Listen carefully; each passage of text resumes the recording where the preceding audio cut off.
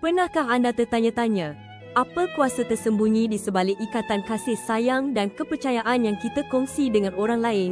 Adakah ia hanya perasaan atau adakah terdapat formula ajaib yang menggerakkan emosi manusia yang paling mendalam ini? Jawapannya mungkin pada oksitosin, hormon yang sering diberi gelaran hormon cinta atau hormon pelukan, dihasilkan di hipotalamus. Hormon kuat ini dilepaskan terutamanya semasa sentuhan fizikal, hubungan intim dan keibubapaan, memperkuat empati serta ikatan sosial kita. Jadi, bukan sekadar perasaan semata, oksitosin memainkan peranan penting dalam membentuk ikatan kita dari persahabatan hingga cinta sejati. Memahami hormon ini membantu kita menghargai kimia kompleks di sebalik setiap hubungan, membuktikan bahawa sains dan emosi seringkali saling berkait rapat. Benar-benar menakjubkan, bukan?